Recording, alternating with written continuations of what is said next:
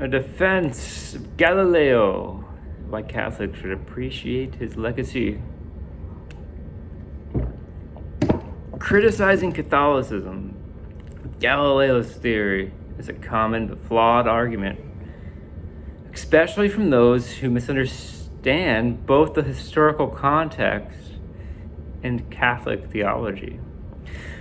While it is true that Galileo faced opposition from the church authorities, his case was not a simple battle of science versus faith.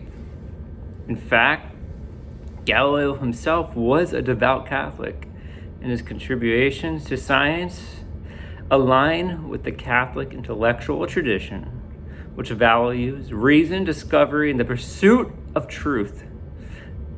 The Galileo affair was more about the politics and disciplinary processes of the time rather than a fundamental opposition between the church and science. Now, let me move forward with this. First, it's important to recognize the Catholic Church has historically been a patron of science. Many of the great scientific minds, such as Gregor Mendel, Georges Lemaitre, and Nicholas Copernicus, were the Catholic clergy, or closely associated with the church. Galileo himself was financially supported by the church for much of his career. And his heliocentric theories built on his work of Copernicus, whose ideas were initially accepted with little controversy. The issue arose not because of his scientific discoveries, but because of the manner in which he presented them, publicly challenging church authority and disregarding the scientific consensus of the time, which still required more empirical evidence to be widely accepted. Furthermore, Galileo's story actually fits well with Catholic theology's emphasis on reason and faith working together. The church teaches the truth cannot contradict truth, meaning that the scientific discoveries, when properly understood, should never be at odds with faith. Galileo's findings, though controversial in his time, were eventually embraced by the church, which has since acknowledged the errors made in handling this case. The Vatican itself supports scientific inquiry today, funding astronomical research, and even operating its own observatory. Come on. This demonstrates that the Galileo affair has its historical dispute. It's not a defining stance of Catholicism against science.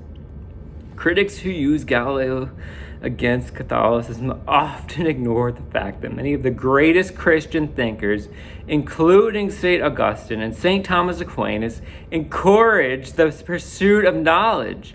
Aquinas, in particular, integrated Aristotelian philosophy with Christian doctrine, showing that reason and faith are complementary, my friends.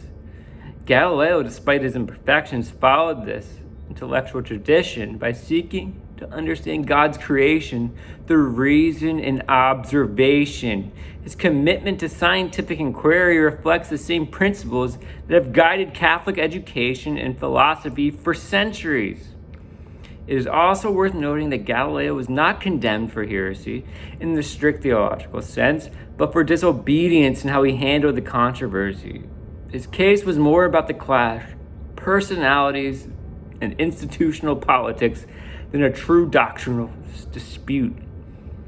In fact, he was never excommunicated, and he remained a Catholic until his death, even receiving the sacraments. If Galileo himself never abandoned his faith, why should Catholics reject him? His story should be seen as a lesson in how institutions can sometimes err, but ultimately the church's openness to be prevailed. Instead of seeing Galileo as a reason to criticize Catholicism, he should be embraced as part of its intellectual legacy. His life is a testament to the idea that faith and reason are not enemies, but allies. It aligns in the search for truth. The Catholic Church, in its best moments, has always encouraged deep intellectual engagement, and in Galileo's work, though controversial in its time, stands as an example of how scientific progress and faith can coexist. Rather than being a symbol of conflict, he should be remembered as a scientist whose discoveries ultimately contributed to a fuller understanding of God's creation.